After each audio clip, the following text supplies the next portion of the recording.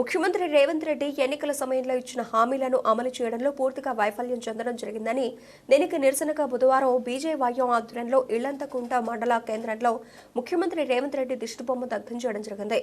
ఈ సందర్భంగా బీజేవైఎం నాయకుడు మట్ట పవన్ రెడ్డి మాట్లాడుతూ ఎన్నికల సమయంలో రేవంత్ రెడ్డి అనేక రకాల హామీలు ఇచ్చి అధికారంలోకి రావడం జరిగిందని, ముఖ్యంగా విద్యార్థులకు 5 లక్షల రూపాయలు విద్యా భరోసా కింద ఇస్తానని చెప్పడం జరిగిందని, సంవత్సరానికి 2 లక్షల ఉద్యోగాలు ఇస్తానని చెప్పి అధికారంలోకి వచ్చి సంవత్సరం గడుస్తున్నా ఇచ్చిన హామీలు నెరవేర్చకుండా యువకులను తీవ్రంగా మోసం చేశాడని పవన్ రెడ్డి తీవ్రంగా దుయ్యబట్టారు. ముఖ్యమంత్రి అనే విషయాన్ని మరిచి చిల్లరమల్లర మాటలతో రాష్ట్ర పరువు తీస్తున్నాడని ఆరోపించారు. ప్రజలకు ఇచ్చిన హామీలు అమలు చేయకుండా ఉత్సవాలు జరుపుకోవడం సిగ్గుచేటని చురకలు అందించారు. ఇప్పటికైనా రేవంత్ రెడ్డి విద్యార్థులకు ఇచ్చిన హామీలను వెంటనే అమలు చేయాలని పవన్ రెడ్డి డిమాండ్ చేశారు. లేనట్లయితే రాబోయే రోజుల్లో విద్యార్థులను కలుపుకొని బీజేవైఎం ఆధ్వర్యంలో పెద్ద ఎత్తున ఉద్యమిస్తామని హెచ్చరించారు. ఈ కార్యక్రమంలో మట్ట పవన్ రెడ్డి, గుత్తికొండ రాంబాబు, మురహరి గోపాల్, చల్ల జగన్ రెడ్డి, చదువు ఉమేష్ తదితరులు పాల్గొన్నారు.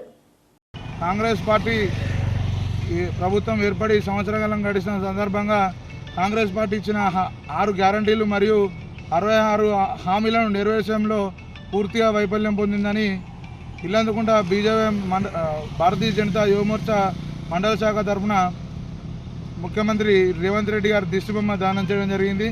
అలాగే విద్యార్థులకు రాష్ట్ర ప్రభుత్వం మొన్న ఇచ్చిన హామీలో భాగంగా విద్యార్థి భరోసా పథకం కింద ప్రతి ఏడాదికి ఒక్కొక్క విద్యార్థికి 5 లక్షల మొత్తాన్ని ఇస్తామని తెలియజేయడం జరిగింది.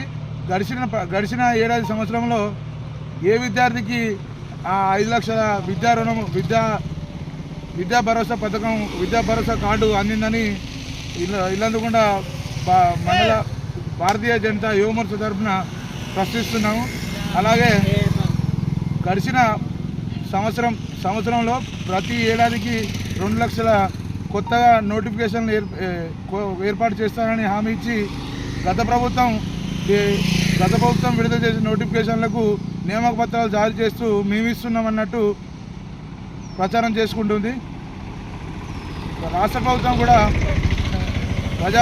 ప్రజాపాలన సంబరాలు ఈరోజు జరుగుతున్నటువంటి పెద్దపల్లిలో జరుగుతున్నటువంటి యువ వికాస సభ ఇలాంటివి జరుపుకుంటూ రాష్ట్ర ప్రభుత్వ ఖజానాను లూటీ చేయడంలో మొదటి